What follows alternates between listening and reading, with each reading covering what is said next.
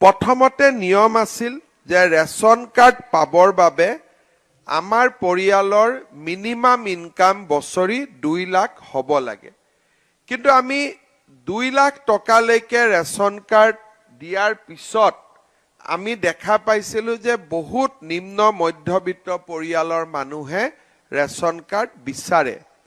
সেইকাৰণে এইবাৰ আমি ৰেচন কাৰ্ড পাবৰ কাৰণে মাহিলী উপাৰ্জন আৰু বছৰি উপাৰ্জন আমি 4 লাখ টকালৈকে বৃদ্ধি কৰিছোঁ। তাৰমানে মাহত যদি আমাৰ 30,000 টকা 30,000 হ'বনে কিমান হ'ব মাহত 4 লাখক 12 দি অলপ বেছি হ'ব 30-32,000 টকা মাহিলী উপাৰ্জন কৰা ব্যক্তিয়েও বিনামূলীয়া ৰেচন কাৰ্ড পাব পাৰে। বহুত সময়ত মানুহৰ ধাৰণা আছিল যে অকল BPL পৰিয়ালে ৰেচন কাৰ্ড পায়। আমাৰ অসমত BPL পৰিয়ালৰ সংখ্যা প্ৰায় কমি গৈছে আৰু আজি ক'ব গ'লে নিম্ন মধ্যবিত্ত পৰিয়ালৰ লোকে ৰেচন কাৰ্ড পায়। 4 লাখ টকা মান্থলি বছৰি হ'লে আপোনালোকে দেখা পাইছে যে 32,000 টকালৈকে আমি এই মাহিলী উপাৰ্জন থকা পৰিয়ালকো আমি ৰেচন কাৰ্ড দিব পাৰোঁ। তাৰ ফলত এটা আমাৰ লাভ হৈছে যে যিসকলে ব্যৱসায় বাণিজ্য কৰে, সৰু দোকান দিয়ে, এই ক্ষুদ্ৰ পৰিয়ালবিলাকেও এতিয়া আমাৰ ক্ষুদ্ৰ উপাৰ্জন কৰা পৰিয়ালবিলাকেও আমাৰ ৰেচন কাৰ্ড পাব পাৰিব।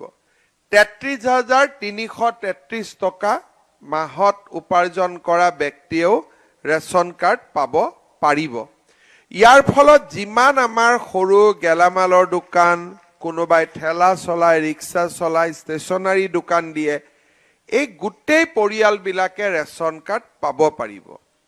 তাৰ পিছত কেইদিনমান আগতে আমি কেবিনেটত আৰু সিদ্ধান্ত ল'লোঁ যে কোনোবাই যদি 4ৰ্থ শ্ৰেণীৰ কাম কৰি ৰিটায়াৰমেণ্ট ল'লে, ৰেলতে হওক, অসম চৰকাৰে হওক, চেণ্ট্ৰেল গভৰ্ণমেণ্টে হওক, যদি 4th গ্ৰেড চাকৰি কৰি ৰিটায়াৰমেণ্ট লয়, আগতে চৰকাৰী ৰিটায়াৰ হোৱা পৰিয়ালক ৰেচন কাৰ্ড দিয়া নিয়ম নাছিল।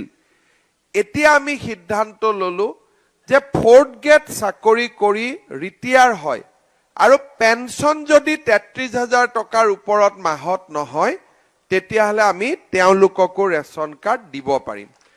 আৰু সেইকাৰণে এইবাৰ আমি 42 লাখ পৰিয়ালক আমি ৰেচন কাৰ্ড দিব পাৰিছোঁ আৰু অহা কিছুদিনৰ ভিতৰত আমি আৰু 20 লাখ লোকক আমি ৰেচন কাৰ্ড দিয়াৰ বাবে চেষ্টা কৰিম।